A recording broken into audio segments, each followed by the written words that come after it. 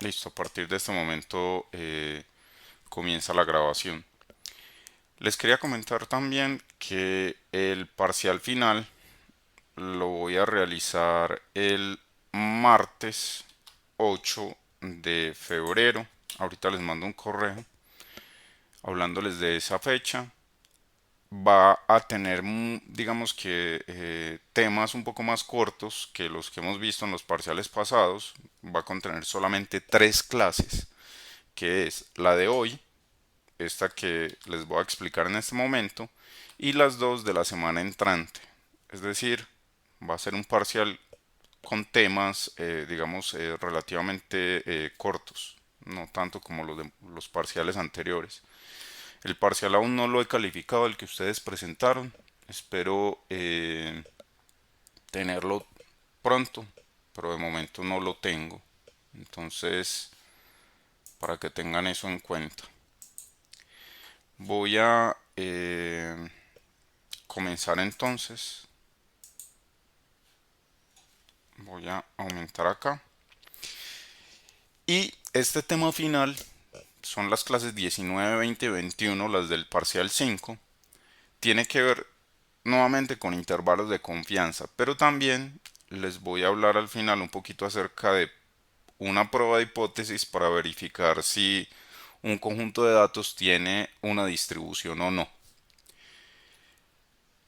Veamos entonces este tipo de intervalos. Si ustedes recuerdan algo del parcial 3, allá hablábamos de pruebas de hipótesis tipo Wald. Esas pruebas de hipótesis tipo Wald pues son asintóticas y básicamente se centran en este resultado, en que si usted tiene una sucesión de estimadores, pongamos por decir algún ejemplo, X barra, este podría ser un ejemplo de este estimador. Recuerden que X barra ustedes lo pueden denotar como simplemente X barra o X barra sub n, porque depende obviamente del tamaño de muestra que es n. Le restamos el parámetro de interés, que podría ser por ejemplo la media mu, y en este caso, cuando dividimos esto por la desviación estándar, S sub n sobre raíz de n, esto converge en distribución a una normal 0,1. Este que hay acá de color azul es simplemente un ejemplo. Este resultado es mucho más general. Si ustedes lo quieren ver, por ejemplo, con la proporción de una Bernoulli, esa proporción también depende de n. El parámetro que yo quiero estimar es p. Y si yo divido por la desviación estándar, lo voy a poner así, S sub n de p sobre raíz de n, entonces eso también converge en distribución a una normal 0,1. Esta S sub p, miren que es una notación. Entonces esta que hay acá es básicamente la raíz de p sub n gorro por 1 menos p sub n gorro. Ese es el S sub n en este caso. En cambio acá, el S sub n es la sumatoria desde igual 1 hasta n de los xi menos x barra sub n al cuadrado sobre n menos 1. Miren que todo depende mucho es de cuál es el estimador y cuál es el parámetro y cuál es el tipo de problema que usted está abordando. Por ejemplo, en el parcial que tuvieron antier, había un problema donde yo les daba datos ceros y unos. Creo que era el problema de las ambulancias.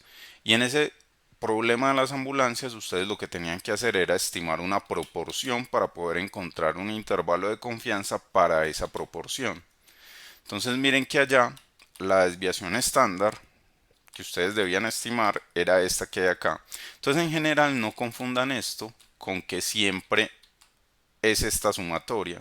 Este S sub n suele denotar la desviación estándar del parámetro con el que están trabajando o la variable aleatoria con la que están trabajando. Estos son dos ejemplos particulares de esta propiedad que hay acá.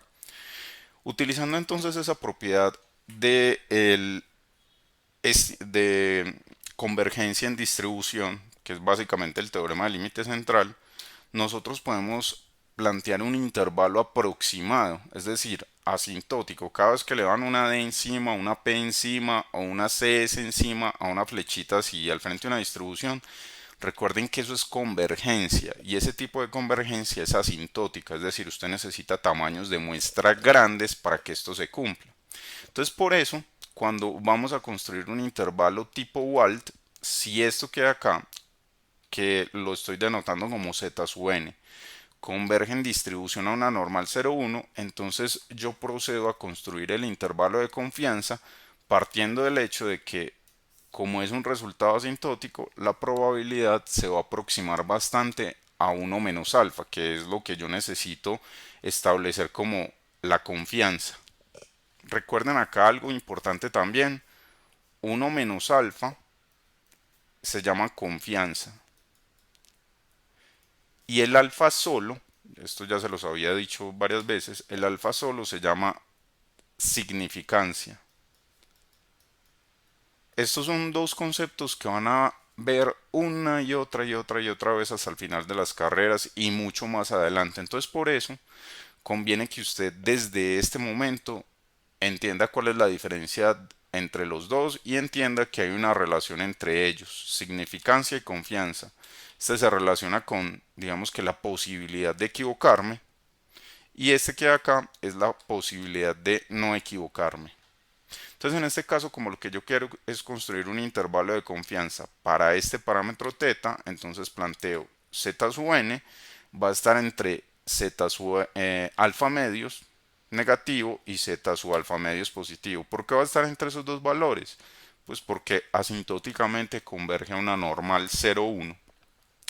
Y si yo igualo esa probabilidad aproximadamente a 1 menos alfa, entonces ya comienzo a proceder de tal manera que despeje teta de esto que hay acá en la mitad. Miren que originalmente es z sub n. Y a partir de ese despeje voy a obtener dos límites, uno a izquierda y uno a derecha, que van a ser los límites del intervalo de confianza tipo Walt. Yo sé que en este momento, como les estoy explicando este tema, ustedes no ven la practicidad de este resultado, ni tampoco ven su importancia ni su poder. Lo están viendo como un resultado teórico para presentar un examen y está bien. Yo les estoy enseñando este tema y trato como de hacerlo de la mejor manera posible desde el punto de vista teórico. Pero más adelante, cuando ustedes estén ajustando modelos, se van a acordar de este resultado tipo Walt cuando les digan, no, no se preocupe de hallarle distribuciones a los parámetros ni a los estimadores, porque eso finalmente va a converger a una normal. Cuando le digan eso no salió debajo de la manga, eso salió de este intervalo de confianza tipo Walt. Eso no sale de la nada. Ustedes tienen que saber de dónde salen las cosas. Entonces más adelante posiblemente se van a acordar de esto. Acá entonces, como lo que yo quiero es despejar teta, entonces comienzo a proceder. Primero multiplico por s sub n a ambos lados sobre raíz de n para eliminar esta raíz de n. Y luego paso a, digamos que los dos lados, izquierda y derecha, ese teta gorro. Y luego multiplico por menos para que me quede acá positivo este parámetro teta. Luego de eso, encuentro entonces que el límite inferior del intervalo de confianza tipo Walt es de esta manera y el límite superior del intervalo de confianza tipo Walt es de esta manera. Esos ya son los límites inferior y límite superior. Y miren que ahí ya encerré el parámetro desconocido. Hay algo muy importante y es que acá no se necesita saber la distribución de la variable de donde proviene el parámetro teta, el estimador teta sub n gorro. Puede ser de la normal, de la Poisson, de la binomial, de una gamma, de una beta, de la que ustedes quieran. Lo único que necesita es que la muestra sea grande para que converja en distribución a una normal 0,1 a la hora de estandarizar. Y acá obtenemos entonces este intervalo. Recuerden algo muy importante y es que la confianza es 1 menos alfa y ese intervalo de confianza es un intervalo de confianza aproximado. Es aproximado ese intervalo de confianza. Y el nombre es intervalo tipo Walt. ¿Preguntas hasta este punto? ¿Ninguna? ¿Cero preguntas? Listo, continuemos. Ese intervalo que hay acá exige que el tamaño de muestra sea grande, pero hay algo que lo sorprende a uno en estadística y es que a veces no se necesita tener un n muy grande. Recuerden que por lo general un valor asintótico es un valor asintótico, no un valor empírico. ¿Alguien me iba a hacer una pregunta? Sígame, Ronald. Ese n sigue siendo la varianza, ¿cierto? Pues varianza nuestra. Sí, pero recuerde que cambia dependiendo de la distribución. ¿Sí me va a entender? Sí, comprendo. Empírico. Esa pregunta que hace Ronald pregunta que si el SUN sigue siendo la desviación estándar y ese SUN al cuadrado sigue siendo la varianza. Sí, son la desviación estándar o la varianza, pero dependen del caso particular que usted esté trabajando. Entonces, por ejemplo, acá el SUN resulta ser la fórmula de la varianza muestral, pero acá el SUN resulta ser la varianza de una binomial. Entonces todo depende, la raíz de este es la desviación. Todo depende de la variable aleatoria y del problema particular con el que ustedes estén trabajando. En una Poisson cambia, con una beta cambia. Son, digamos que los respectivos estimadores en cada caso, dependiendo de la variable aleatoria que con la que usted esté trabajando. Ahora, continuemos acá. Recuerden que un valor empírico es 30 para, digamos que, decir que n es muy grande. Pero ¿qué pasa si usted está haciendo digamos, un análisis de unos datos químicos, por ejemplo, y los reactivos son carísimos? Entonces, obviamente en el laboratorio le van a decir, no, yo no puedo gastarme eso porque cada reactivo cuesta 3 millones y 3 millones por 30 es imposible. Entonces, la pregunta es, bueno, ¿qué tal si nosotros trabajamos todo eso? La pregunta que hace Ronald en el chat, también con yacimientos petroleros, también es verdad, pues no abundan los datos en la práctica en algunos casos. Entonces, si uno tiene un n pequeño, ¿será que se descacha muy feo? La respuesta es que puede, puede que se descache, pero también en algunos casos se observa que ese, entre comillas, descache no es tan grande. En general, así el n sea pequeño, a veces este intervalo tipo igual funciona bien, tiene buen desempeño. ¿Cómo hace uno para verificar eso? Yo sé que, digamos que en las matemáticas, si usted le dice a un matemático puro, yo soy matemático puro, pero tengo más la mentalidad como desde el practicismo de la estadística. Si usted le dice a alguien que sea muy purista desde el punto de vista teórico, que va a utilizar un n pequeño, entonces esa persona le va a decir, no, eso no le va a funcionar y está cometiendo un error gravísimo. Pero entonces, desde la estadística, uno dice, bueno, ¿cómo hago para evaluar si funciona o no? En estadística hay una herramienta muy, pero muy útil. Si es posible, vean un curso de simulación. Creo que esa es una electiva que ustedes tienen. Vean ese curso de simulación y véanlo con todas las ganas del mundo. Porque ese curso de simulación les abre la mente en términos de evaluar, digamos que afirmaciones que ustedes a veces tienen o que a veces pueden surgir de problemas particulares que ustedes estén planteando.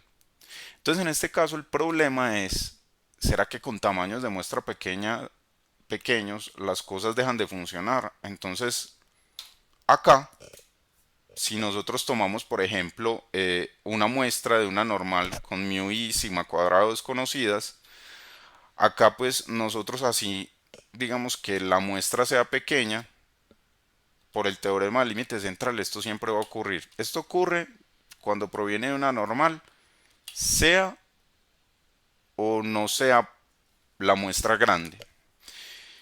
Y acá el intervalo de confianza es este, que ya lo habíamos visto, donde el S sub n en particular en este caso tiene esta expresión. Eso era lo que les había mostrado antes.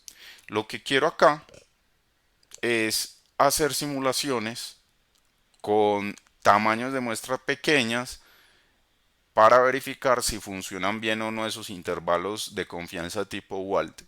Acá les voy a pedir que por favor me presten toda la atención posible. Si están acostados, siéntense, párese al frente de la pantalla y póngame el mayor cuidado posible. Mírenlo acá. En estas simulaciones yo voy a considerar tres casos. Acá están. Caso uno, el caso 2 y el caso 3. Miren que estoy evaluando tres situaciones diferentes. Cuando los datos son normales, que es cuando todo funciona casi que a la perfección. Cuando los datos son T-Student, que era a lo que se enfrentaba ese señor William Seeley Gasset cuando trabajaba en la cervecería Guinness, él tenía muestras pequeñas, entonces se dio cuenta que todo era T-Student. Y acá obviamente con la T-Student nosotros necesitamos definir unos grados de libertad. En el caso 3 vamos a considerar una exponencial. Como voy a hacer simulaciones, la palabra simulación envuelve el concepto de controlar todo lo que rodea esa simulación. ¿A qué me refiero con eso de controlar todo lo que rodea la simulación? Nosotros vamos a controlar cuánto vale la media, en este caso 1, y cuánto vale la varianza, también en ese caso 1. Miren que la media la voy a definir como 5 y la desviación, perdón, la varianza la voy a definir como 4. Ahí estoy controlando las cosas. En el segundo caso voy a controlar quién es nu. Voy a controlar el número de grados de libertad, que en este caso va a ser 7. Y en el caso 3 de la exponencial voy a controlar quién es el beta. El beta en este caso va a ser 2. Entonces, el procedimiento de simulación que voy a hacer con estos tres casos o escenarios, esa palabra escenario de simulación también se utiliza bastante, casos o escenarios de simulación, voy a repetir en este caso 1000 veces la misma situación. Es decir, 1000 veces voy a simular muestras de tamaño 15 de una normal. Entonces voy a tener 1000 muestras de tamaño 15. Con esas muestras de tamaño 15, miren que ahí el tamaño de muestra es pequeño, menor que 30. Lo que voy a hacer es, en cada caso, con cada una de las 1000 muestras, voy a encontrar un intervalo de confianza y voy a verificar si en ese intervalo de confianza, tipo Volt, se encuentra o no se encuentra la esperanza, es decir, la media en cada caso. Caso 1, caso 2, la media de una T-Student es 0 y el caso 3, la media de la exponencial va a ser 2. En este caso, como yo necesito construir los intervalos tipo Wald, estos que hay acá, yo necesito definir cuál es el nivel de significancia. Entonces, para todas estas simulaciones, el nivel de significancia que yo voy a utilizar, ustedes pueden utilizar otro, es 0,05, es decir, la confianza va a ser del 95% para esos intervalos tipo Wald. En este punto, yo quiero que me hagan todas las preguntas para ver si es suficientemente clara esta diapositiva en términos de lo que voy a hacer. Quiero que me hagan todas las preguntas que surjan. Quiero que me digan, no, no se entiende ni... Hágame todas las preguntas. O si no tiene ninguna, continúo. Pero yo quisiera que me hicieran preguntas. Yo no entiendo qué es eso de réplicas O yo no entiendo eso del 1000, yo no entiendo el n. Quiero que me hagan todas las preguntas posibles. Ninguna. Mariana Betancourt está conectada. Mariana. Quería específicamente preguntarle a Mariana, es porque de pronto en sistemas el concepto de simulación es diferente en la carrera de ingeniería de sistemas. ¿Alguien tiene preguntas sobre lo que voy a hacer? ¿Es así de claro lo que voy a hacer? Bueno, com- siempre toca establecer la media en este caso. sí, en este caso los intervalos de confianza que yo voy a construir en cada caso son para la media, para el valor esperado. Ese es el parámetro teta que yo voy a seleccionar, exactamente. Esa es la pregunta que me hacen Daniel en el chat. Continuamos entonces. Miren acá los códigos para hacer eso. Acá voy a considerar el caso 1. Caso 1. En este caso 1, veámoslo acá. Voy a poner acá de color rojo. Lo primero que voy a hacer es definir el tamaño de la muestra. Miren que acá el n, tamaño de la muestra, me va a permitir construir un x1, x2, hasta x15. Y esta muestra de 15 valores van a provenir de, en el caso 1, de una normal con una media mu y una varianza conocidas. Este es el caso 1, mírenlo acá. Caso de la normal con media 5 y sigma cuadrado igual a 4. Voy a ponerlo así. Ese es el caso 1. Como yo estoy controlando todo, entonces tengo que controlar el alfa, el nivel de significancia, que voy a definirlo como 0,05. Y en este caso, voy a decirle quién es mu, que dijimos antes que era 5, quién es sigma, que es la raíz de 4. Voy a crear una bolsa vacía, esto sí que es importante acá. Ese cuenta 1 lo voy a generar como un vector vacío. Este vector vacío va a jugar el papel que jugaría una bolsa vacía. Suponga que usted va a mercar y cuando usted va a mercar, pues hoy en día se pide que usted lleve su propia bolsa para ser ecológicos. Entonces, esa bolsa es en la que van a meter cada uno de los productos que ustedes van a comprar. Esos productos, el análogo a los productos que ustedes van a comprar en el supermercado y van a ir metiendo en esta bolsa vacía, son los valores que me van a decir si la media mu que yo estoy controlando y conozco está o no está en el intervalo de confianza tipo Walt. Entonces miren cómo se procede. Primero voy a simular 1000 veces una muestra aleatoria.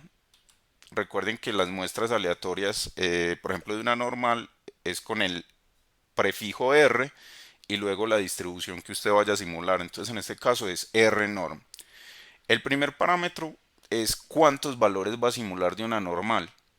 El segundo parámetro es cuál es la media de la normal que usted va a simular. Y el tercer parámetro es cuál es la desviación estándar de la distribución que usted va a simular, que en este caso es la normal. Acá, para j igual 1, en este ciclo for, esta muestra aleatoria va a contener 15 valores, x1, x2 hasta x15. Eso es un vector de tamaño 15 y son 15 valores de una normal que se relacionan con esta muestra aleatoria. Luego, ¿qué hago con esa muestra aleatoria? Voy a utilizarla para construir el límite inferior y el límite superior del intervalo tipo Walt. ¿Cómo se construyen el límite inferior y el superior? Con la fórmula que nosotros vimos. mírenlo acá. El límite inferior era igual a x sub n barra menos z de alfa medios por ls sub n sobre la raíz de n. Entonces en este caso, bueno, y el límite superior lo voy a poner de una vez, es lo mismo, pero con un más. Z de alfa medios, S sub n sobre raíz de n. Entonces, utilizando esta fórmula, miren cómo se escribe en el R. Acá está x barra, voy a ponerlo acá. Este es el x barra en cada caso, menos y más respectivamente. El z de alfa medios, mírenlo acá, cómo se construye ese z de alfa medios en cada caso.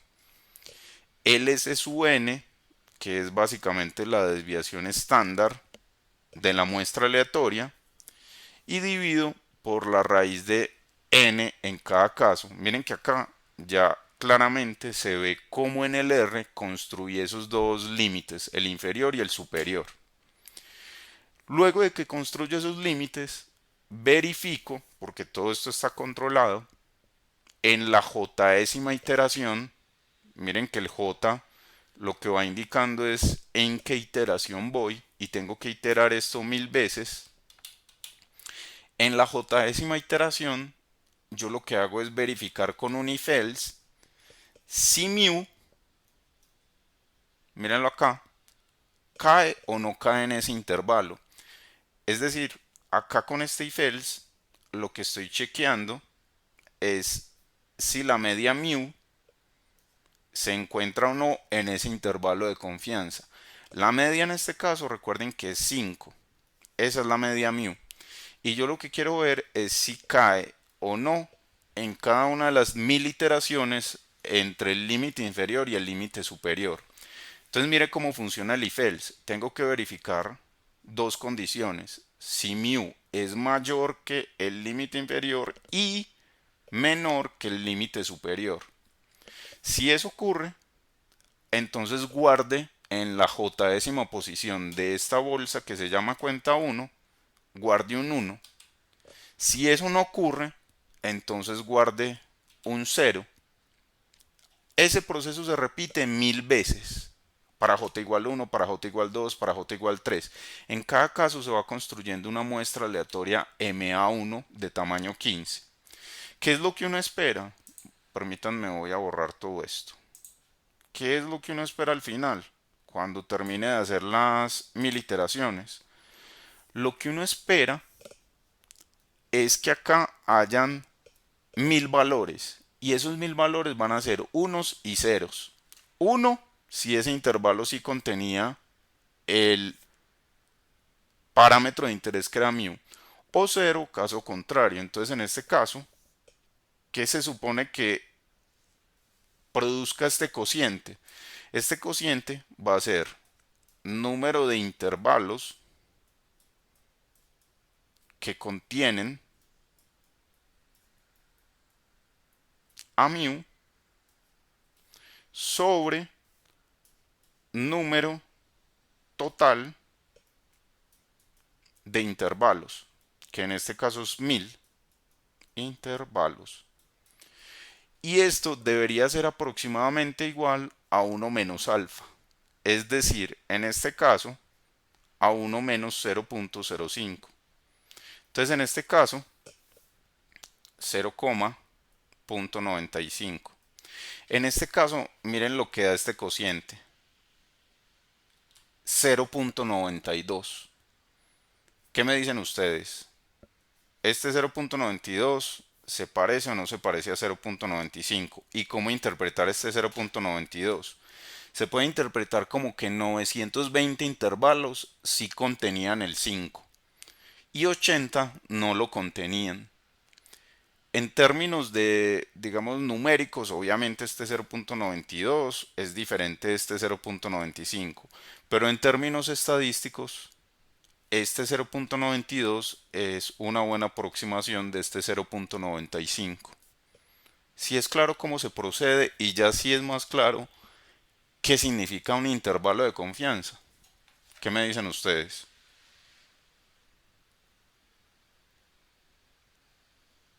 ¿Qué me dicen? Sí, pues para mí es claro. Sin embargo, yo creo que pues ese error dependiendo del contexto del problema. Sí, pero si usted vuelve, cojan esto mismo, cuando están estudiando, cojan esto mismo y háganlo en sus computadores y van a ver que no les va a dar 0.92. Córranlo varias veces y van a ver que este 0.92 va a ir variando, pero siempre va a ir variando tratando de acercarse al 0.95. ¿De acuerdo? Los demás, ¿qué tal? ¿Viene ese proceso de simulación o sigue un enredo impresionante con los códigos? ¿Qué me dicen? No, profe, realmente a mí está muy claro. Sí, Sí, a mí pues también está claro. Sin embargo, me queda como curioso el saber de que con muestras pequeñas también funciona muy bien. Pues para este caso uno, el caso de la normal. Miren que es tiene aproximado. sentido. Ah, perdón. Que tiene sentido que funcione bien por lo que es una normal. Exacto. ¿Qué otra observación? ¿Qué otra observación tienen? Ninguna. Miren, acá está la conclusión que les dije. Estos intervalos tipo Wald contienen la esperanza de x, que era el parámetro de interés, y este valor 0.92 es más o menos cercano al 0.95, lo cual debería ocurrir. Veamos el otro caso, el caso 2, donde ya no vamos a trabajar con una normal, sino que vamos a trabajar con una T-Student. Con una T-Student ya se supone que las cosas no funcionan tan igualmente bien como con una normal, pero veamos qué es lo que ocurre. Mírenlo acá. En este caso, tamaño de muestra 15, alfa 0,05, grados de libertad de la T-Student 7, media de la T-Student 0, bolsa vacía para ir guardando los datos que voy simulando y acá lo voy a llamar cuenta 2. Y en este caso hago lo mismo, miren, me voy replicando con el índice J desde 1 hasta 1000 este procedimiento. El procedimiento que voy replicando es creando una muestra aleatoria, que yo la voy a llamar MA2, de variables que provienen de una T-Student. Miren que para simular una T-Student se utiliza el prefijo R. En todos los casos, cada vez que usted quiera simular una distribución, siempre el prefijo es R en el software RStudio.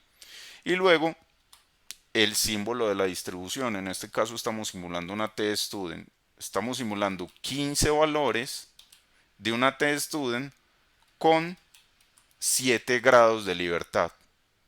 Y acá aplico exactamente la misma fórmula. Miren que es la misma fórmula del intervalo tipo Wald. X barra menos z de alfa medios por s sub n sobre la raíz de n. Este es el límite inferior. Límite inferior. Y el límite superior es lo mismo pero con un más. Perdón. Z de alfa medios s sub n sobre raíz de n. Perdón, estaba tosiendo. Acá están los dos límites. ¿Qué es lo que hago en cuenta 2? Exactamente la misma cosa. Verifico si mu está entre el límite inferior 2 y el límite superior 2. Estos dos del caso número 2, que es del de la t. Si está, póngale un 1. Si no está, póngale un 0. Y después de que termine de hacer esa verificación 1000 veces, sume los valores de esa cuenta 2, es decir, suman unos y ceros, básicamente esa es la cuenta de unos, y divida por el total de valores que tengan ese vector cuenta 2, que en total son 1000. En este caso, este valor que nos dio fue 0,939 y este que hay acá se aproxima muy bien al 0.95 que es el uno menos alfa, que nosotros estamos tratando de simular. Miren que funcionó también muy bien con simulaciones y estoy simulando datos de una T-Student que no es propiamente la normal. Entonces también funcionó bien en este caso particular. Acá está la conclusión. Vemos que este valor es la proporción de unos o de valor uno, es decir, valores que contienen el parámetro mu, esperanza de x, y ese valor es aproximadamente igual a 0.95. Entonces funcionó bien con una t. El caso 3 es este que hay acá, y veamos qué pasa cuando yo me empiezo a alejar de la distribución, digamos, casi perfecta, que es la normal. La T-Student es simétrica y es muy bonita también, es muy parecida a la campana de Gauss. ¿Qué pasa ahora si me voy con otra distribución, que es el caso 3, que es una beta? Una distribución, perdón, una beta no, una distribución exponencial con parámetro beta. Ese es el caso 3.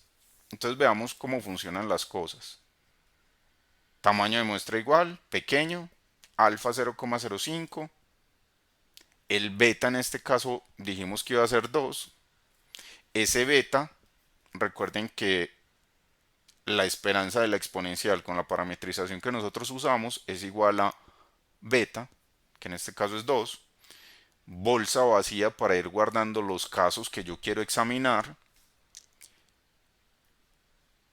Itero con j desde 1 hasta 1000 y empiezo a simular la exponencial. Miren que acá prefijo r, distribución exponencial, simulo 15 datos y acá con esa exponencial la forma de ponerle el parámetro es 1 sobre beta. ¿Por qué? Porque en el R la parametrización es distinta a la que nosotros usamos. En el R la parametrización que usan para la exponencial es esta, lambda por e a la menos lambda x. Y la que nosotros tenemos, o la que yo les he, digamos, insistido muchas veces es esta. Entonces, como en el R utilizan esta parametrización, entonces hay que darle el parámetro como 1 sobre beta. Por eso es que se pone así. Acá creo los mismos límite inferior, límite superior y acá en cuenta verifico si la media mu está entre el límite inferior y el límite superior. Miren el resultado que aparece acá. Ahí ya esto que hay acá no es tan parecido al 0.95. Sin embargo, vemos que realmente pues es muy alto, o sea, es 0.89. Se aleja en un 6% del 1 menos alfa, pero digamos que también funciona relativamente bien y ahí es donde uno les comenta a los estudiantes que cuando estén trabajando en una empresa, ustedes van a entender lo que significa la palabra flexibilidad.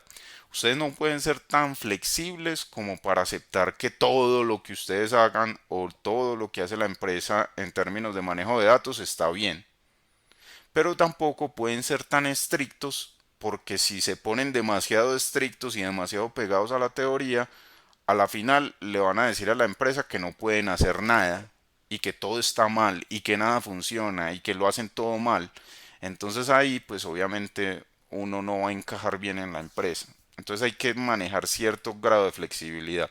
Yo los invito a ustedes a que repliquen estas simulaciones, caso uno, caso 2 y caso 3 y miren qué es lo que les da a ustedes en sus computadores con respecto a este valor que hay acá, si les da mayor, les da menor. En todo caso, él va a tratar de buscar el 0,95. Entonces miren la conclusión que hay acá.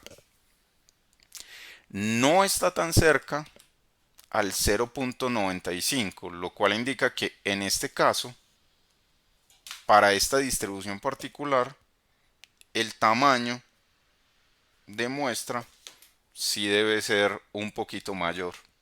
Esta es la forma de evaluar las cosas. Si usted lo que está trabajando es con una situación donde digamos que de fondo la exponencial, por ejemplo, tiempos de espera en un banco, cuánto debe esperar un cliente hasta ser atendido en un banco y usted lo que tiene son solamente 15 datos de tiempos de clientes, entonces ahí el intervalo de confianza tipo WAL no va a funcionar muy bien porque solo tiene 15 datos. Eso fue lo que acabamos de verificar acá con la exponencial. Y por eso es que les decía, Ronald lo mencionaba ahorita, por eso es que les decía que todo depende mucho de la situación particular. Y en este caso, miren que la herramienta más poderosa con la que ustedes cuentan para verificar si las cosas pueden funcionar o no en estadística son las simulaciones. Si quiere aumente este n, aumentelo de 15 a 20 y vea cuál es el efecto en este valor que hay acá. ¿Alguien me iba a hacer una pregunta? Profe, yo, ese 0.89, o sea, ¿cuál sería ese valor como límite inferior que no podría tener? Digamos, después de un punto 7 o algo así. No hay un valor, ahí sí no hay ningún valor empírico. Sí, sí. No hay un valor empírico. Lo que usted tiene que hacer es ir aumentando el tamaño de muestra. Para que quede esa pregunta que hace Ronald en la grabación, la voy a repetir. Ronald pregunta que cuál debería ser un valor con el que uno quede tranquilo. ¿Será que a partir de punto 7 me puedo quedar tranquilo o a partir de punto 8 me puedo quedar tranquilo? No. De hecho, no hay un valor empírico para este. De hecho, el 0.89 de por sí ya es preocupante. Y como es tan preocupante, entonces la sugerencia, mira acá Ronald, la sugerencia es que para este caso particular usted tiene que aumentar el tamaño de muestra. Por eso se los dejo acá como tarea. Aumenten este n, pónganlo por ejemplo igual a 20 y vuelvan a repetir todo el proceso. Y verifiquen si las cosas mejoran o no. Si no mejoran, aumentenlo a 25. Y después pónganlo como 30 o 31 y van a ver que ahí ya sí comienza a funcionar bien. ¿De acuerdo? Sí, profe. Profe, otra pregunta, pues no sé si vaya tanto del tema. Pero si, por ejemplo, no hay más recursos para aumentar el tamaño de muestra, no Existe, procederá. existe otra estrategia que se llama Bootstrap, que también se les voy a explicar. Ok, Existe una estrategia de remuestreo que se llama Bootstrap. Y ese Bootstrap le permite a uno encontrar un intervalo de confianza cuando la muestra es muy pequeñita. Se las voy a explicar también. ¿Preguntas? ¿Vieron la importancia de las simulaciones? Ronald preguntaba que si definitivamente no hay plata para aumentar el tamaño de muestra en la vida real. Hay otra técnica que se llama Bootstrap y que le permite a uno hacer remuestreos cuando no puede de ninguna manera aumentar la muestra. Y vamos a ver lo curiosa que es esa técnica Bootstrap. ¿Preguntas? ¿Ven la relevancia de las simulaciones? Esto no es relevante para ustedes en nada. la verdad es que sí, ahorra plata, por decirlo así. Listo, perfecto. Veamos ahora un tema que tiene que ver con lo anterior, pero que acá decidí bautizarlo como un resultado, y es un resultado teórico que si se lleva al mundo práctico, digamos que en el mundo práctico es muy, pero muy útil. En este caso, llevar o pasar de este resultado que hay, el que nosotros ya habíamos visto antes, cuando usted tomaba el estimador de máxima verosimilitud, le restaba el parámetro que quería estimar y dividía, en este caso, no por cualquier valor particular, sino por la raíz de la inversa de la información de Fisher. Recuerden que esta es la información de Fisher. Este resultado, pues me llevaba a que cuando hacía el cociente obtenía una normal 0,1. Miren que hay distintos resultados, hay diferentes resultados. Este es uno, el de un estimador de máxima verosimilitud cuando el resto del parámetro y dividido por la raíz de la inversa en la información de Fisher, eso va a tener distribución o va a converger en distribución normal 0,1. Lo único que necesito es que el tamaño de muestra sea grande, porque miren que acá la muestra aleatoria proviene de cualquier distribución. Puede ser de una beta, una gamma, la que usted quiera. Lo único que necesita es que el tamaño de muestra sea grande. Y en este caso, el resultado, que es muy pero muy importante, es este que hay acá. Ustedes no se alcanzan a imaginar la importancia tan grande de este resultado, porque a veces uno no necesita encontrar un intervalo de confianza propiamente para teta, sino para una función de teta, que en este caso es h de teta.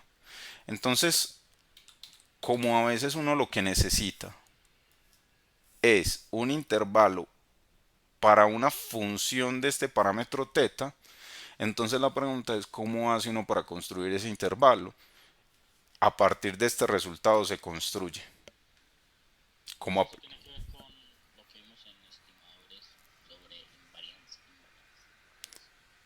la invarianza, sí, tiene que ver con la invarianza de los estimadores de máxima verosimilitud y también con las propiedades de convergencia en distribución que uno le podía aplicar una función a un parámetro. Tiene que ver con ambas cosas. Y en este caso, y el teorema de Slutsky, el teorema de Slutsky se aplica casi que en todo, pero sí, tiene que ver principalmente con lo de la invariancia.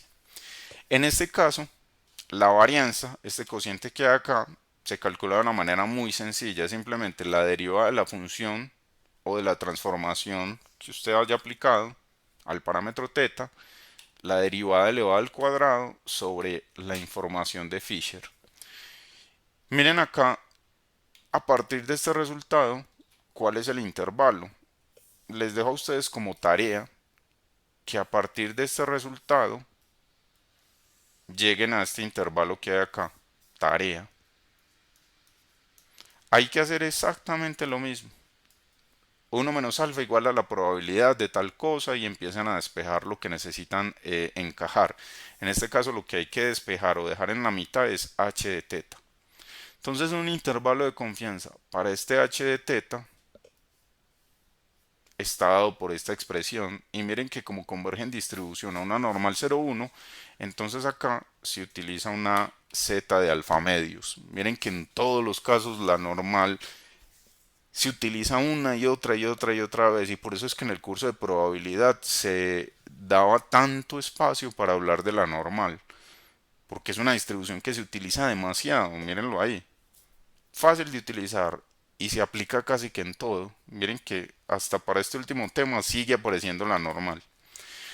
Veamos cómo funciona con un ejemplo, porque yo sé que muchos cuando ven esto y cuando escuchan cómo se llama información de Fisher, muchos ya digamos que sienten como ese amargor de tener que volver a ver eso de la información de Fisher.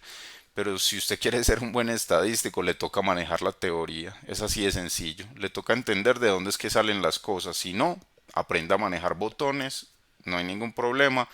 Conozco muchas personas que han salido, digamos que con una carrera muy exitosa en empresas, simplemente sabiendo cómo se manejan los códigos en un software o cómo se hacen las cosas con botones en Excel y no hay ningún problema. Para mí está bien, de hecho hacen su trabajo muy bien, pero cuando uno les pregunta de dónde es que sale lo que utilizan, ahí ya como que no es tan claro. En este caso vamos a asumir una distribución que ya hemos visto mucho, en muchos ejemplos, la Bernoulli. Recuerden que la Bernoulli es lanzar una moneda, cae cara o cae sello. Solo hay dos opciones con la Bernoulli. Y acá lo que yo quiero es construir un intervalo de confianza basado en lo siguiente. En este cociente que se suele llamar cociente odds. Ese cociente odds es muy, pero muy utilizado en medicina y ustedes lo van a volver a ver en diseño experimental, allá digamos que más contextualizado. Pero básicamente es el cociente de dos proporciones. Por ejemplo, voy a escribirlo acá. Si ustedes lo que están analizando es, por ejemplo, la probabilidad de que un estudiante deserte, en este caso suponga que su variable aleatoria es un estudiante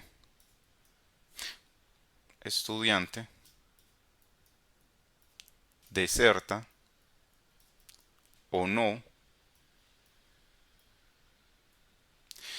Si x es esa variable aleatoria, entonces x es básicamente una variable binaria. Si deserta, le doy un 1 y si no, le doy un 0. Miren que es una variable binaria, entonces acá la x va a tener una distribución Bernoulli y esa distribución Bernoulli va a tener o va a depender de un parámetro p, que es la probabilidad de desertar.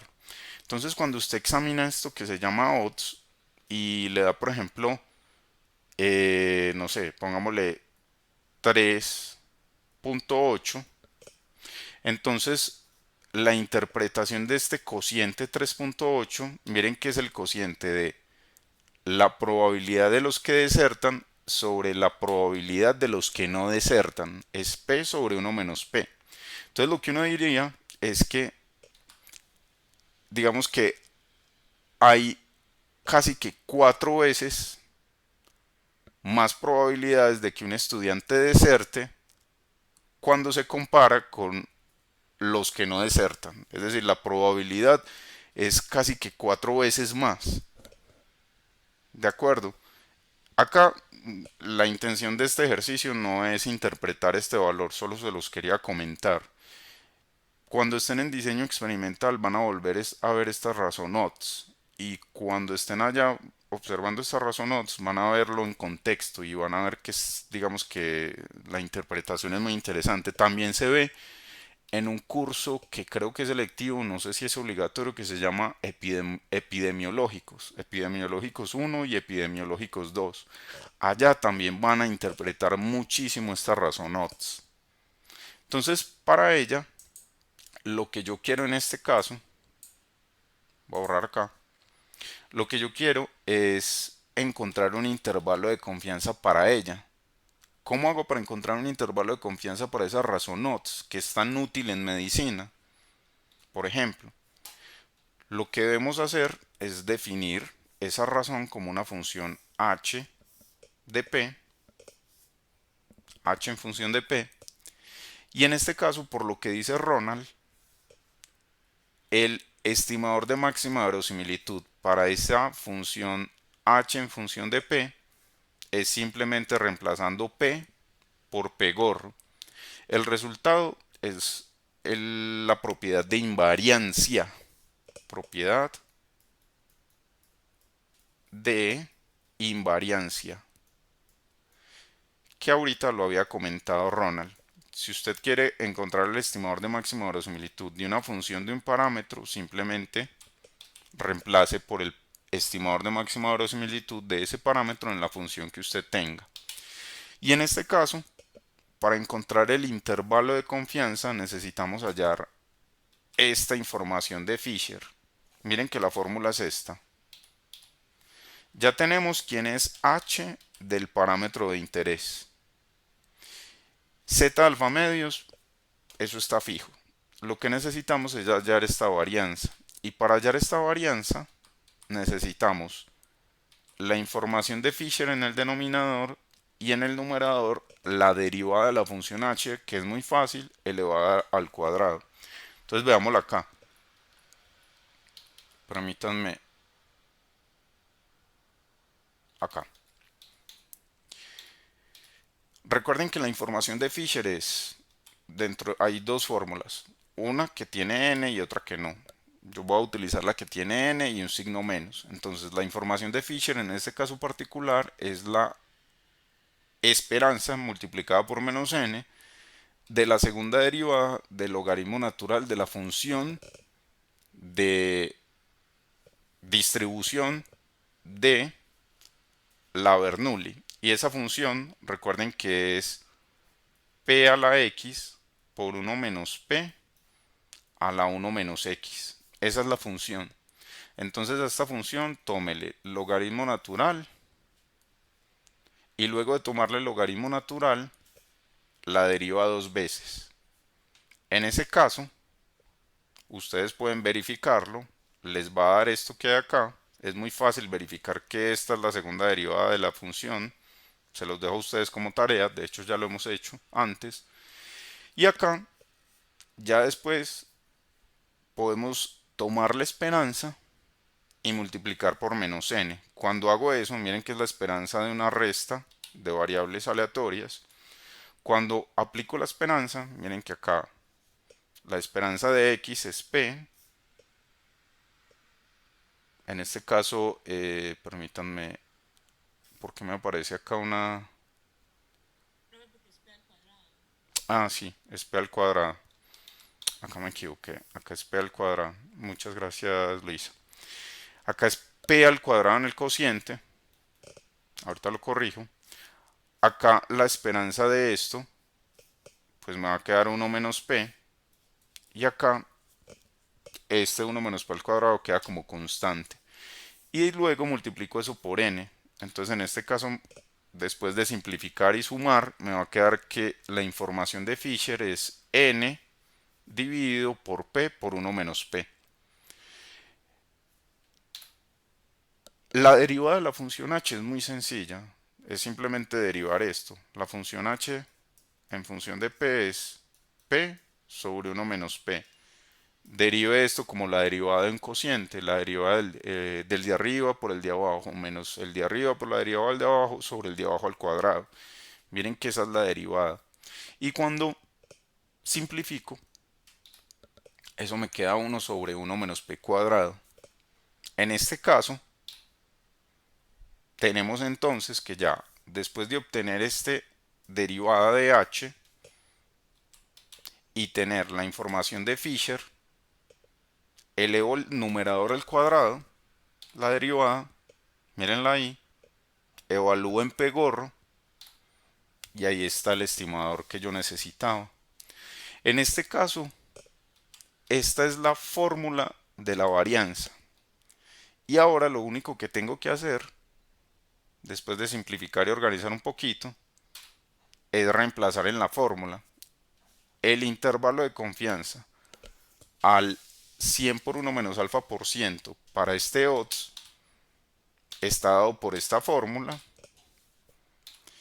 Y cuando reemplazo, mírenla ahí. Tengo en este caso el intervalo para una función del parámetro. Esto es muy fácil, o sea, yo sé que como puede que sea la primera vez que lo están viendo, puede que lo vean muy difícil, pero en realidad es muy sencillo y es muy útil porque estamos encontrando un intervalo de confianza para una función de un parámetro. No sé si alcanzan a imaginarse la importancia tan grande que tiene este resultado.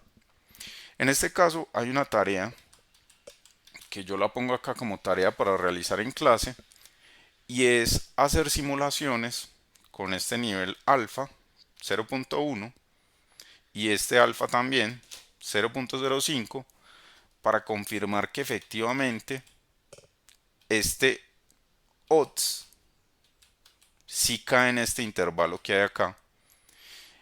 Y en ese caso, acá hay que reemplazar 1 menos alfa por ciento, se puede utilizar en las simulaciones estos tres valores, 0.25, 0.025 y 0.075. ¿Cómo harían ustedes esa simulación?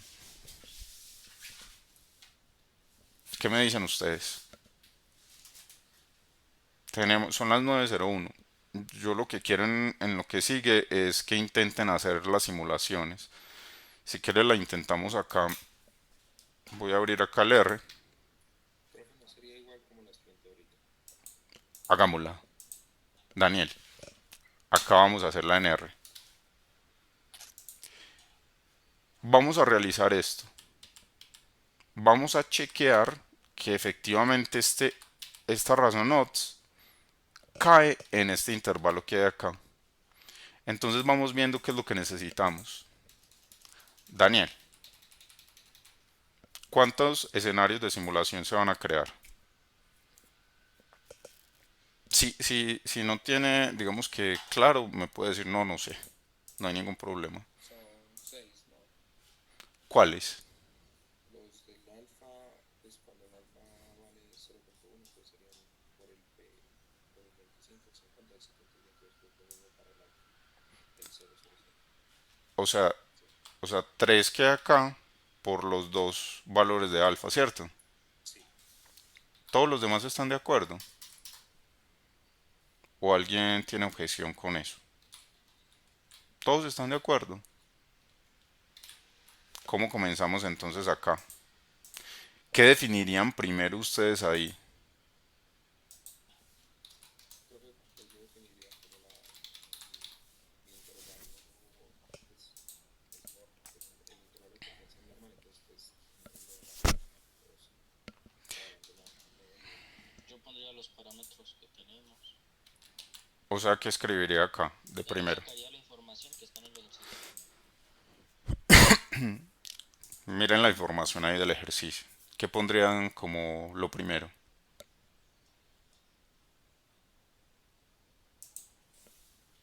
¿Qué pondrían de primero? Voy a ver acá en el chat. Sería alfa 1 igual a 0.1, alfa 2 igual a 0.05. Pero entonces vamos a hacer caso, vamos a ponerlo así. Caso uno. El caso uno, como dicen sus compañeros, va a ser igual a alfa igual a 0.05. ¿Y con quiénes quieren combinar el 0.05? Voy a ponerlo con punto uno primero mejor, para que sea consistente con lo que hay ahí. Punto uno. Y acá, ¿con quién quieren combinar ese alfa de punto uno? Con otro escenario de simulación. ¿Cuál sería el otro? La otra característica de los escenarios. 0.25. Entonces acá definirían a quién. P igual a 0.25. Hasta ahí estamos ya definiendo quién es el caso uno. Estoy utilizando un alfa igual a punto .1 y un P igual a 0.25, tal como lo menciona su compañero Daniel en el chat. Y acá, ¿cómo procederíamos para ejecutar la simulación? ¿Qué es lo que hay que crear? ¿Qué me dicen ustedes? Como yo tengo todo controlado, entonces acá lo que yo quiero es, con ese escenario de simulación que combina estos dos valores, quiero un intervalo de confianza para el odds. Entonces lo que necesito es decir quién es el odds, porque yo voy a chequear si el odds cae o no en este intervalo que hay acá. Entonces voy a definir en este caso el odds. ¿Cómo que lo definen ustedes? Como P dividido quién. 1 menos P. Perfecto. Ahí ya definí el odds. ¿Qué otra cosa vamos a definir? En este Número de caso, simulaciones. No, el número de simulaciones vamos a simular 1000 veces esto. Lo que necesito definir también es el tamaño de muestra, el n. ¿Qué tamaño de muestra tomarían ustedes? Recuerden que el tamaño de muestra tiene que ser grande. por ejemplo, 40. Pongamos 40. Listo, perfecto. Ahora entonces ya definimos todo lo que necesitamos para saber si el odds cae o no en el intervalo. Ahora lo que necesitamos es crear el intervalo. Entonces vamos a, en este caso, crear un vector que se llame cuenta, un vector vacío, donde voy a ir guardando si el odds está en el límite inferior y el límite superior. Y acá voy a comenzar el ciclo for. Acá j en 1, 2 puntos 1000. Ronald me dijo que creáramos 1000 muestras de tamaño 50. Y acá voy a empezar a crear. ¿Qué es lo primero que crearíamos? ¿qué es lo primero que hay que crear? Cuando estoy simulando, lo primero que hay que crear es la muestra aleatoria. Muestra aleatoria. Y esa muestra aleatoria tiene que ser de qué distribución. de una binomial, Bernoulli. Exacto, y una Bernoulli es una binomial, como dice Ronald. Entonces necesito generar una binomial, una Bernoulli. Necesito simular 50 datos. Y recuerden que una Bernoulli es una binomial con tamaño, mírenlo acá, size igual a 1. Entonces acá pongo un 1 que es indicándole que es una Bernoulli. Y la probabilidad en este caso es el P que yo estoy controlando desde acá con la simulación. Ahí ya estoy generando las muestras de manera aleatoria. ¿Qué es lo que tengo que hacer después de que genere la muestra? Ejecutemos hasta acá para que ustedes vean qué es lo que hay. Ahí ejecuto estos primeros y voy a ejecutar solo este para que vean qué es lo que hay en MA1. MA1, miren lo que es MA1. Puros ceros y unos. ¿Cuántos? 40. ¿Qué es lo que tengo que hacer para poder? Tengo que estimar el parámetro P. Comienzo a construir este intervalo que hay acá, el que está encerrado en un cuadrito, acá. Para poder estimar este intervalo que hay acá, necesito estimar P o encontrar el P gorro. El P gorro, yo lo voy a llamar acá como P estimado. Este que hay acá es el P gorro. ¿Y cómo lo estimo? Ya tengo la muestra. ¿Cómo hago para estimarlo? Pues sacando la media, porque como sabemos que es la media sería la estimación de Entonces pongámosle media de MA1. Recuerden que el estimador de máxima verosimilitud, como dice Ronald, es este. Mírenlo acá. Permítanme, me devuelvan esta diapositiva. Mírenlo acá. Es la suma de los xy sobre n, o sea, la media. Ese es el pegor. Y entonces continúo. Permítanme acá. Continúo entonces el procedimiento. Para encontrar el intervalo, yo necesito definir quién es el límite inferior. Voy a ponerlo de ley 1. Y necesito definir quién es el límite superior. ¿Cómo empezamos? Apliquemos esta fórmula que hay acá. Permítanme, voy a aumentar acá para que se vea la fórmula a la derecha. Miren la fórmula acá aparece. Entonces, ¿qué escribiríamos ahí? sería P estimado. Eso, metámoslo en paréntesis. O pongámoslo así, P estimado. Perdón. P estimado dividido, mírenlo acá. P estimado dividido 1 menos P estimado.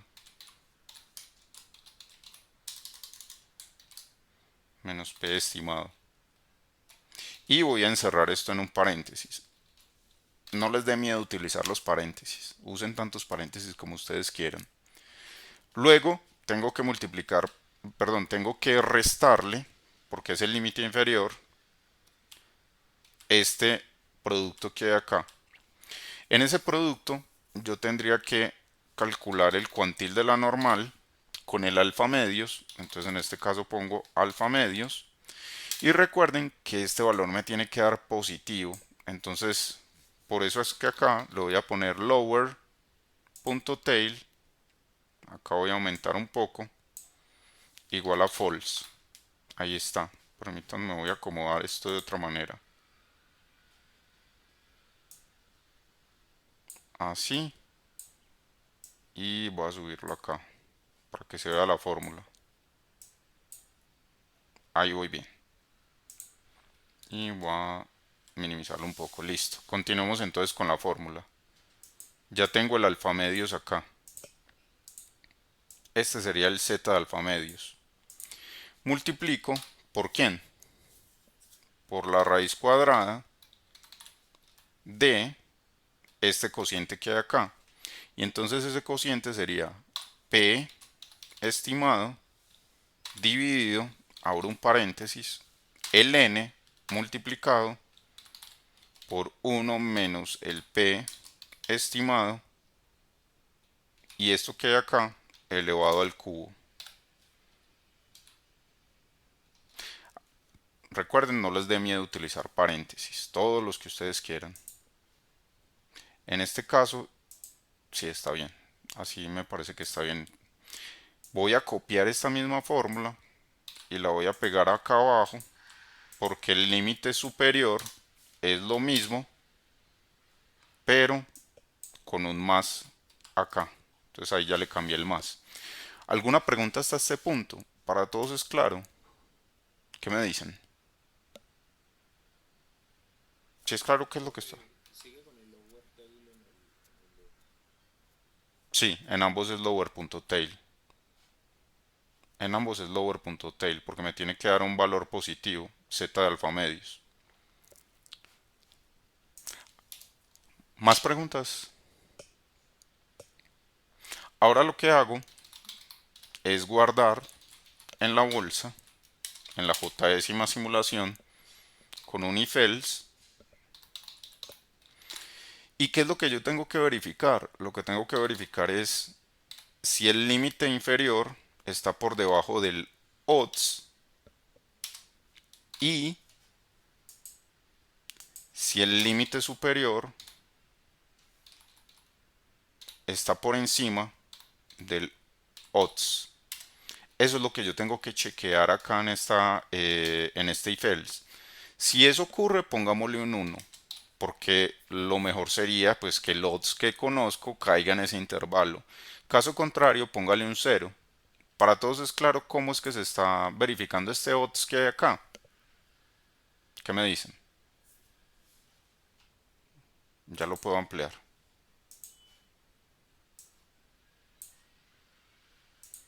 Y acá voy a ampliar este. Al final entonces, ¿cómo hacemos para chequear? ¿Sumo qué?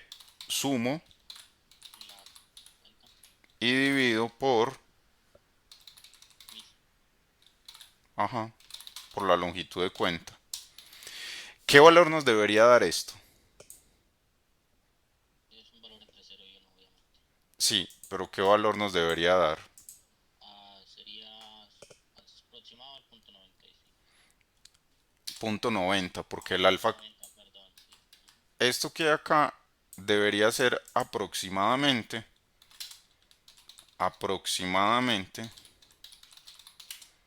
igual a 1 menos alfa. O sea, en este caso, cuando alfa es punto 10, debería darnos punto 90. Ya escribimos los códigos. Vamos a verificar si nos descachamos en algo. Miren lo que nos dio acá. Punto 88. ¿Están de acuerdo o no están de acuerdo? Vuelvo y ejecuto. Punto 88 nuevamente. Vuelvo y ejecuto. Punto 9 exacto. Vuelvo y ejecuto. Punto 89.6. Vuelvo y ejecuto. Punto 87.4. Vuelvo y ejecuto. Punto 89.9. ¿Está funcionando o no está funcionando ese intervalo? ¿Qué me dicen? Pues sí, las aproximaciones son muy buenas. Entonces cambiémosle cosas. Ronald dijo que el tamaño de muestra, obviamente todo esto es un resultado asintótico. ¿Qué tal si le bajamos el tamaño de muestra a 30? Que es el límite. Sigue funcionando. Punto 90. Punto 89. Punto 89. Punto 89. ¿Qué pasa si le bajo más? Es decir, ya rompo la barrera de lo asintótico. ¿Y qué pasa si le pongo, por ejemplo, 10? Punto 73, punto 76, punto 75, punto 75, 3. Miren que ya comienza a fallar. Ya ese intervalo no es tan bueno con un tamaño de muestra 10. ¿Ustedes están viendo la importancia de esto o soy yo solamente el que me emocionó al ver esto? Pues, si ustedes le explican esto a alguien, pues No sé si ustedes lo ven con la misma emoción que yo lo veo, pero es que estoy chequeando si la teoría es consistente o no. Y estoy chequeándolo con simulaciones. ¿Ustedes le ven la importancia de esto? ¿Qué me dicen?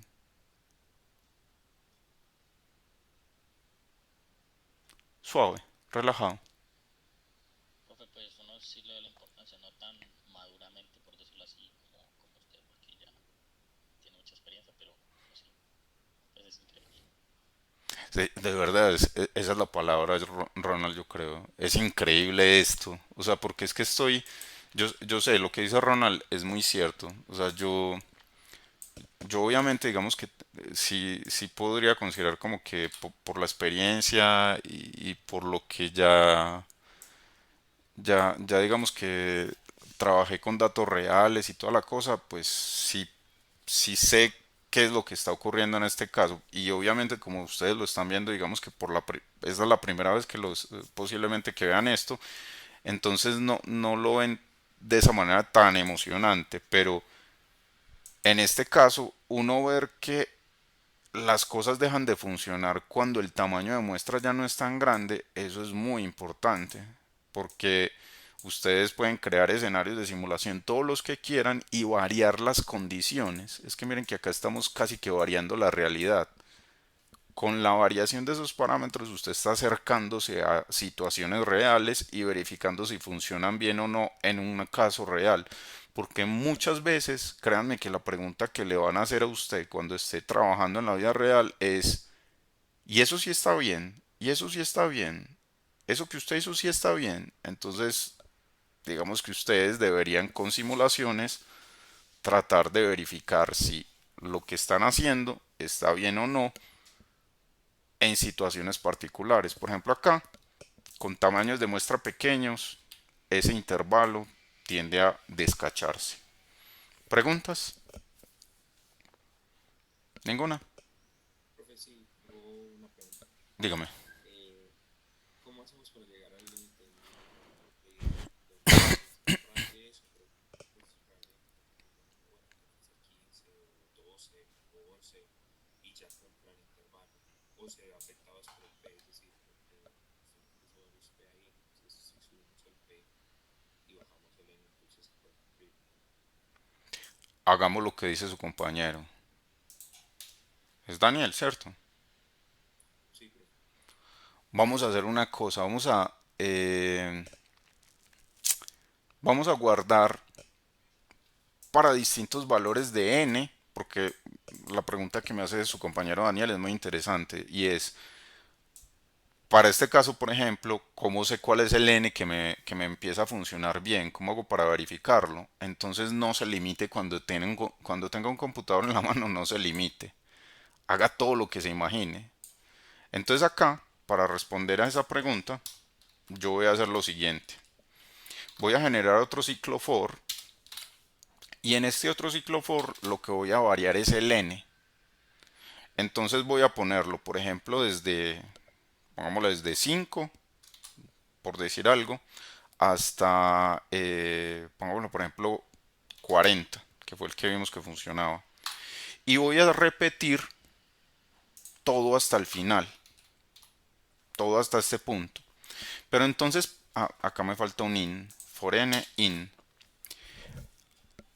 Acá voy a repetir todo 1000 veces para cada tamaño de muestra n. Pero entonces yo voy a necesitar guardar en cada caso esta probabilidad que hay acá o este cociente. Entonces me toca, por fuera de ese ciclo for, eh, guardarlo o crear una, vamos a poner acá props, voy a ponerle probas, cualquier nombre, y voy a generar un vector vacío. ¿Qué es lo que voy a ir guardando en este probas? Lo que voy a ir guardando son estas probabilidades. Entonces en este caso voy a ponerlo probas acá y voy a ir guardando este cociente.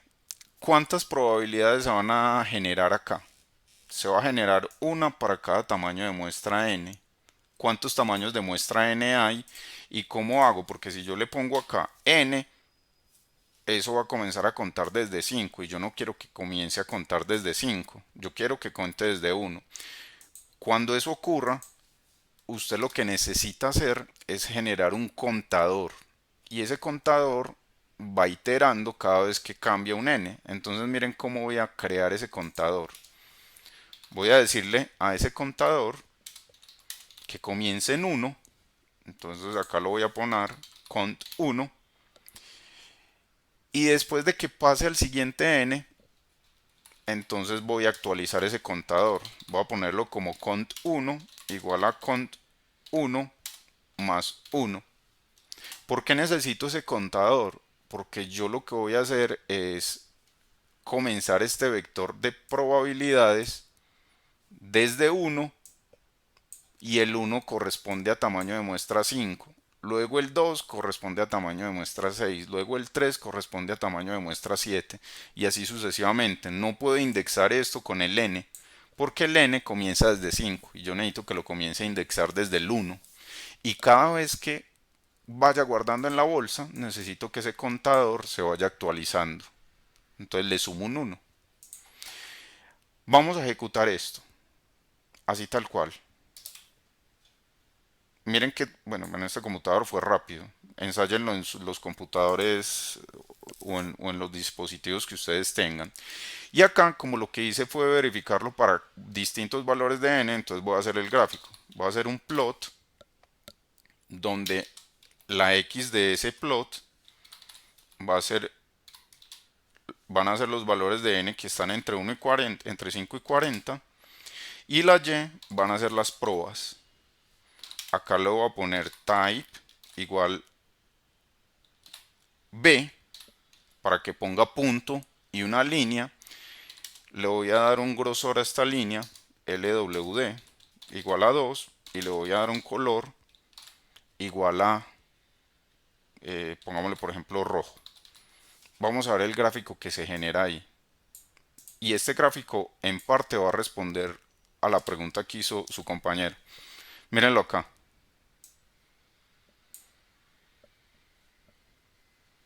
¿Sí lo ve?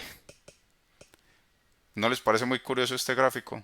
Se los dejo a ustedes para que lo interpreten. Sí, miremos que o sea, va convergiendo a uno, lo probabilidad. Exacto. Miren lo que va pasando. Va oscilando, lo cual era de esperarse, pero no va convergiendo a 1. Al valor que va convergiendo es al 1 menos alfa, que es 0.90. Para verificar eso, agreguémosle una línea. Outline horizontal igual a 0.9 o 0.90. Voy a ponerla de color igual a un color azul. ¿Qué es lo que estoy agregando ahí? Una línea horizontal. Mírenla ahí. Y le voy a poner que sea una línea LTY, que sea una línea punteada, LTY2. Mírenlo ahí. Va convergiendo a ese valor. ¿Quiere ver que de verdad converja ese valor? Entonces no lo hagamos desde 5 hasta 40, sino que hagámoslo desde 5 hasta 100. Y acá cambiémoslo desde 5 hasta 100. Y vamos a repetir nuevamente todo esto. Miren que ahora se va a demorar un poquito más. Ahí ya terminó. Y voy a graficar. ¿Sí lo ven acá? ¿Sí ven que va convergiendo esa probabilidad cada vez más a 0.9 al 1 menos alfa? Tome este gráfico, eh, Daniel, y dígame usted cuál debería ser el n. ¿Qué me dice usted? Profe, yo los tomaría como por casi los 80, porque yo veo que entre, pues hay un, Oscila menos. sí, oscila menos ahí, en ese Yo, valor de 30. en cambio, yo veo que a partir de 30 empieza a funcionar pues, relativamente bien. Les dejo como tarea que verifiquen este gráfico. O sea, analícenlo ustedes y se van a responder muchas dudas. Recuerden que acá es el n el que varía y acá son las probabilidades que calculamos. ¿De acuerdo? Preguntas ya para terminar. Estos códigos no se los voy a dar. estos códigos los voy a dejar ahí y se los digo para que no me escriban diciéndome que les mande los códigos. No se los voy a dar. Esto en parte para que ustedes intenten hacerlo desde cero. Y si digamos que surge alguna duda, pues ahí está el video con la grabación de esto. Ahorita monto el video cuando termine la grabación. Recuerden que la mejor manera de aprender a utilizar estos códigos, esto no es, digamos que programación, o sea, en parte sí es programación, es solo creación de simulaciones. Si usted le dice a alguien que es muy teso programando que esto es programación, pues seguramente le va a decir que no. Pero esta es la primera aproximación a aprender a programar. Empezar a crear escenarios de simulación, empezar a crear cosas que me ayuden a comprobar la teoría. Acá acabamos de realizar eso. ¿Preguntas? Ya para terminar. Eso yo repliqué el ejercicio, pero a mí me da 0.49 y yo lo tengo igualito, pero no sé por qué. A ver, comparta. Comparta su pantalla.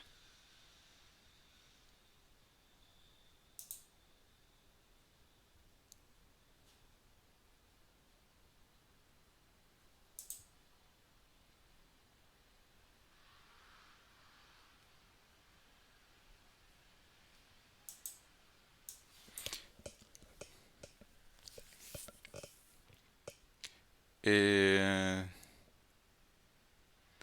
R binom, cuenta, ls, odds, 1, lower tail, p estimado, Profe, ¿no es primero menos y después más? Los límites al revés. pero los tiene bien nombrados. Ah, sí. Los tiene bien nombrados. A ver, yo... Profe, yo ya sé cuál es el error. ¿Cuál? Cuando él estaba en la raíz cuadrada, Ajá. estaba multiplicando el p gorro dividido el n. Entonces debe meterlo entre paréntesis porque si no r lo que va a hacer es el p gorro así, tal cual. Exactamente. Eso es lo que también había visto desde el comienzo, porque el R ejecuta las operaciones de manera secuencial. Entonces hace primero la división y ese cociente lo multiplica por... Hace primero el cociente por n y lo multiplicaba por el resto. Excelente. Gracias. Ah, listo, gracias. No, a usted por compartir lo que estaba haciendo ahí de forma paralela a Ronald. ¿Alguien más tenía dudas? ¿Más preguntas? ¿Más dudas? ¿Más preguntas? Pues, profe, yo tenía otra duda, Sígame. la del P. Entonces, yo reduzco mi n, digamos, por las drogas o eso, y hacerle que sea muy baja, pues el n, pero entonces le suba la probabilidad. Pues eso va a hacer que afecte el cambio o algo así. Eso es lo bueno. Miren que acá podemos hacerlo. Ahí vamos a ver qué pasa. Mire que en este caso, pues aparentemente lo que está haciendo es simplemente oscilando para tamaños, en este caso mayores que 20. Y lo otro es que mire que no aparecen las líneas por acá abajo. ¿Por qué cree usted que no aparecen las líneas ya desde tamaños de muestra menores a 30? ¿Qué cree usted que es lo que pasa cuando aumenta este tamaño de muestra que hay acá? Lo invito a que, no le quiero responder, lo invito a que haga esto. Ejecute solo estas líneas y ejecute la muestra. Es decir, mire, perdón, acá. Mire qué es lo que se simula cuando usted aumenta esta probabilidad desde, ya no es 0.25 sino 0.75. Mire qué es lo que ocurre con la muestra y mire por qué ya están desapareciendo esas líneas para tamaños de muestra entre 5 y 20. Quiero que usted haga eso y la forma de responderse a esa pregunta es examinando la muestra que se genera para este tamaño de probabilidad, para este valor de la probabilidad. De una vez le respondo, la mayoría son unos. Míralo acá. Entonces cuando usted hace ese promedio, la probabilidad le da uno en muchos de los casos. Para verificar eso que le estoy diciendo, aumentemos este tamaño. Voy a ponerle acá ylim igual c desde punto 84 hasta 1.1. No me aparecieron acá. Pongámoslo desde 0. 0. Vamos a ver si aparece ahí. No, no quiere aparecer. La otra forma es verlo acá. Probas. Mírenlo acá, mírenlo acá. ¿Por qué aparecieron valores faltantes ahí? ¿Qué sería lo que ocurrió en ese caso? ¿Qué cree usted que fue lo que ocurrió? Intente verificarlo, porque miren que aparecen valores Ah, faltantes. Ah, es decir, que la probabilidad era uno en ese caso y quedaba uno menos uno y quedaba dividido por cero arriba en el otro. Pero, sí. intente verificarlo. Obviamente lo que está haciendo es esto, miren. Es lo que dice Ronald. Acá cuando saca la raíz, no es cuando saca la raíz cuadrada, es posiblemente acá cuando divide por este cociente. Permítame, le muestro nuevamente la fórmula. Cuando hace el cociente de Lotz, si la probabilidad que estima es uno, entonces en ese caso le va a quedar uno menos uno en el cociente. Y ese uno menos uno en el cociente hace que se genere lo que dice Ronald, que es básicamente la generación de puros, pues de ceros en el denominador. ¿Sí me hago entender, Daniel? Sí, profe, sí, sí. Pues es muy curioso. Sí, porque la respuesta es básicamente viendo cuál es la muestra que se genera. Si la muestra es de puros unos, pues obviamente ese cociente le va a dar cero. ¿De acuerdo? ¿Más preguntas? Ninguna. Bueno, sigan practicando con estas simulaciones. Acá ensayen con este último ejercicio. En este caso, solo hay un ejercicio para esta clase 19. Y este ejercicio que hay acá es con una Poisson. Yo acá les pido que desarrollen el ejercicio desde el punto de vista teórico, pero si quieren complementen también con la parte computacional. ¿De acuerdo? Ese es el único ejercicio que tiene estas diapositivas clase 19. Enseguida las corrijo con algunos detalles que encontré, los que ustedes me dijeron, y las monto en el Moodle. Voy a parar la grabación acá.